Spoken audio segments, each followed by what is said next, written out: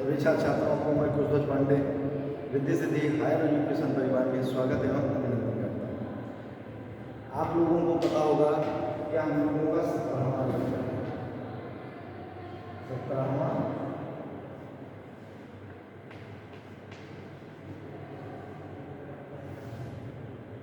16वें lecture में 16वें lecture में हम लोगों ने शिक्षा के ज्ञान आर्जन के उद्देश्य के बारे में चर्चा की थी। आज का जो बेटा टॉपिक है वह शिक्षा की टॉपिक देख लीजिए, बोर्ड पे लिखा हुआ है। टॉपिक है शिक्षा के व्यावहारिक उद्देश्य। दूसरा ये पॉइंट है, पहला ज्ञान आर्जन का उद्देश्य हमने पढ़ा दिया था और दूसरा उद्देश्य क्या है, व्यावहारिक उद्देश्य। शिक्षा के व्यावहारिक उद्देश्य इंग्लिश में बोलेंगे इंडिविजुअलिस्टिक एम ऑफ एजुकेशन। क्या बोलेंगे बेटा? इंडिविजुअलिस्टिक एम्स ऑफ एजुकेशन, शिक्षा के व्यावहारिक उद्देश्य। आप लोगों ने पढ़ा होगा स्वामी दयानंद सरस्वती की परिभाषा है।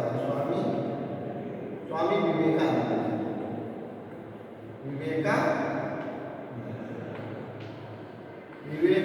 ने परिभाषा दिया है कि शिक्षा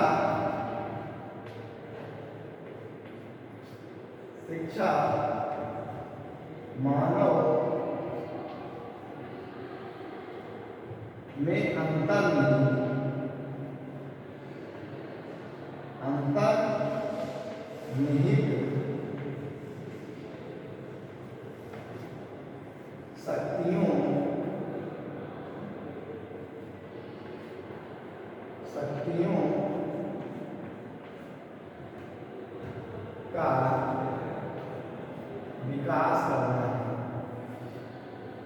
विकास करना है।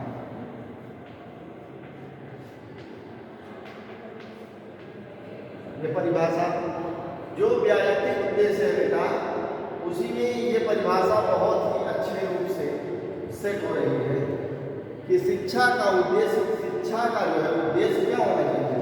शिक्षा मानव में अंतर्निहित शक्तियों का विकास करना है। जो व्यक्ति यहाँ पे जन्म लेता है उसमें कुछ जन्मजात शक्तियाँ पाई जाती हैं, अंतर्निहित योग्यताएं उसमें शामिल होती हैं। शिक्षा का क्या उद्देश्य होना चाहिए कि शिक्षा के माध्यम से एक टीचर किसी व्यक्ति में जो उसमें शक्ति है, जो वह अपने समाज को अच्छा बनाने में प्रयोग कर सकता है, उसी योग्यता को पहचानना क्या है? शिक्षा। हम यहाँ शिक्षा के व्यावहारिक उद्देश्य पढ़ रहे हैं, तो यहाँ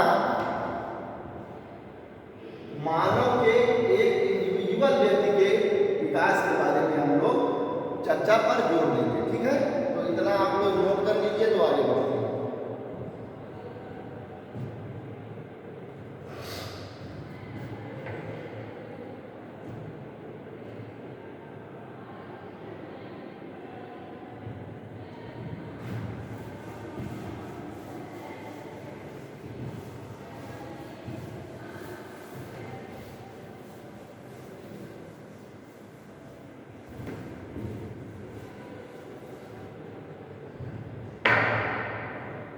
इस टॉपिक में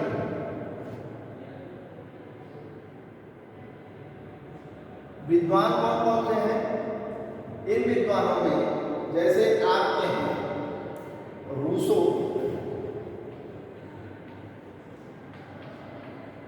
फ्राबेल,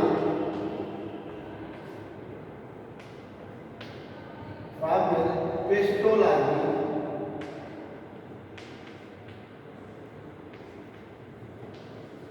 और है हिप्पी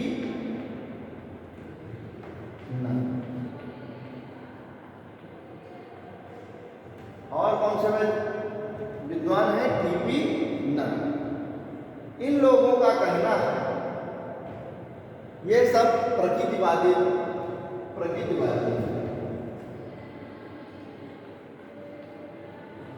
वादी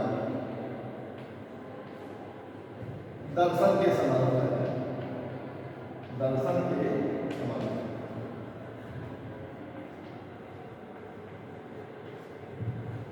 रूसों ने तो कहा था कि जैसे ही किसी बच्चे का जन्म होता है उसे प्रकृति के गोद में छोड़ देना चाहिए। बच्चे में जो भी जन्मजात विशेषता है या जो कुछ भी वो सीखना चाहता है वह प्रकृति के संरक्षण में सीख लेगा। मतलब रूसो हो, चाहे फ्रोबेल हो, चाहे पेस्टोलॉजी हो, चाहे विभिन्न हो, इन प्रकृतिवादी दार्शनिकों ने बच्चे के इंडिविजुअल डेवलपमेंट की बात कही। उन्होंने शिक्षा का उद्देश्य व्यायक्तिक विकास को बताया। क्यों बताया? क्योंकि मान लीजिए ये अपना एक समाज है, तो समाज में बहुत सारे छोटे छोटे,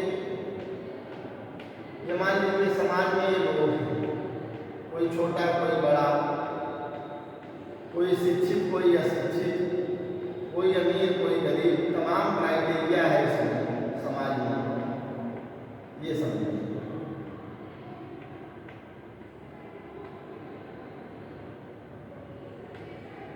इसी छोटे छोटे व्यक्तियों से समाज मिलकर बन रहा है।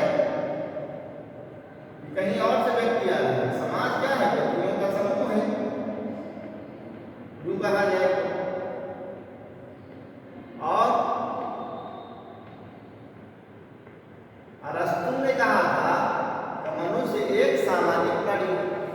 तो ये आप बताइए कि अगर इस समाज में इस जो एक समाज में जो प्राणी है, एक मानव है, अगर एक मानव पे जोर न दिया जाए, इस मानव को निग्लेक्ट कर दिया जाए, समाज के एक व्यक्ति को निग्लेक्ट कर दिया जाए, तो क्या समाज का निर्माण हो सकता है? जैसे अगर सागर निकलाने लगे कि जाओ एक बूंद से हमें कोई फायदा नहीं पड़ता, तो बूंद भले ही अपना अस्तित्व खो देगी, सागर भले ही वर्तमान में रहेगा, लेकिन वह जो बूंद कंट्रीब्यूशन दे सकती थी वह सागर में, वह कोई अन्य बूंद नहीं दे सकती है। सेम जो व्यायक्तिक विकास पे जोर देते हैं लोग, शिक्षा के व्यायक्तिक उद्देश्य पे जोर देते हैं, उनका यह मानना है कि अगर किसी भी मानव, जो समाज में मानव रहता है, अगर एक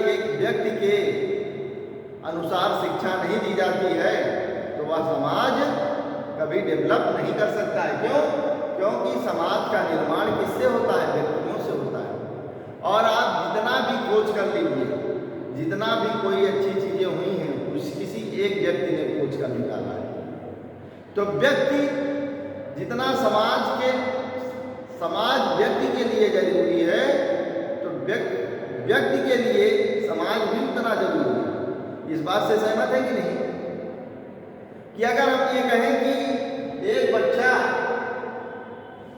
जो डॉक्टर बनना चाहता है और समाज उसके अंदर निहित जो उसकी क्वालिटी है वो डॉक्टर बनने की, टीचर पहचान ले और उसके बाद उसे इस लाइन से रोक दिया जाए, तो क्या आप ये कल्पना कर सकते हैं कि यह बच्चा जीवन में और किसी फील्ड में अच्छा प्रदर्शन कर सकता है?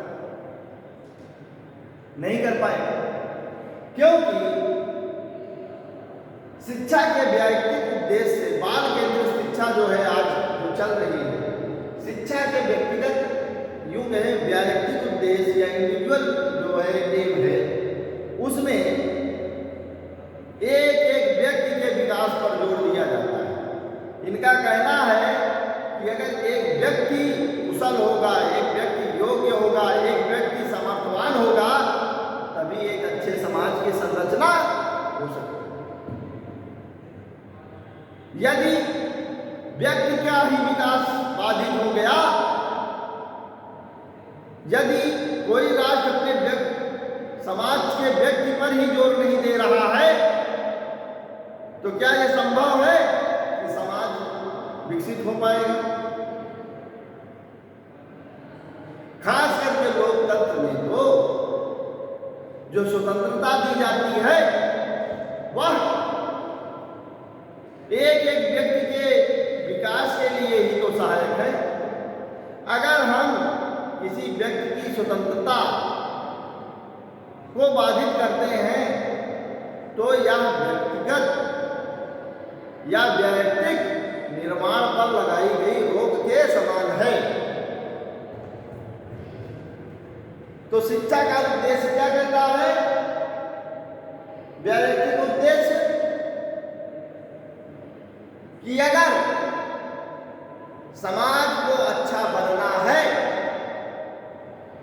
तो वह एक एक व्यक्ति के विकास पर जोर दे, क्योंकि यही व्यक्ति समाज का निर्माता है। बिना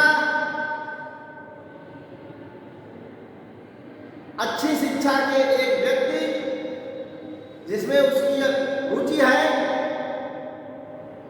उसके रुचि के विपरीत ले जाने का प्रयास करेंगे किसी बालक को, तो वह समाज में अपने पूरे पोटेंशियल के साथ, अपनी ऊर्जा के साथ, अपने सामर्थ्य के अनुसार आपको रिजल्ट नहीं दे पाएगा।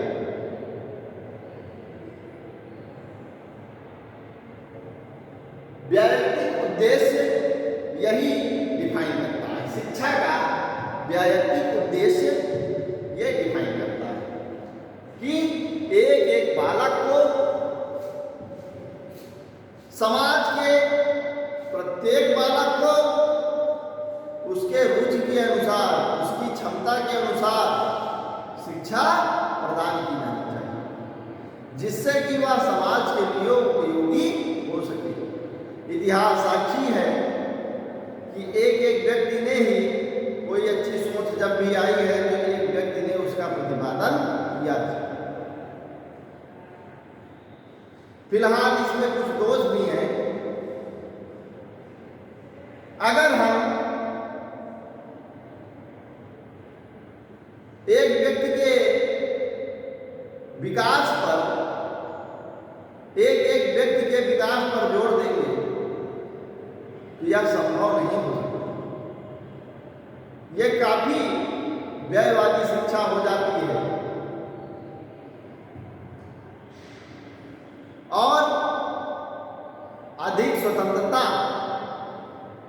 जो समाज से विमुख है वह व्यक्ति के समाज के विकास के लिए नहीं, फिर व्यक्ति के विनाश के लिए वो कार्य करना प्रारंभ कर देती है। तो शिक्षा के वैयक्तिक उद्देश्य का मतलब एक एक व्यक्ति का विकास है, उसमें अंतर्निहित पूर्णता की अभिव्यक्ति है, उसके मन चाहे फील्ड का सिलेक्शन है। यदि ऐसी शिक्षा प्रोवाइड की जाती है तो हमारा समाज और व्यक्ति दोनों का ही कल्याण निहित।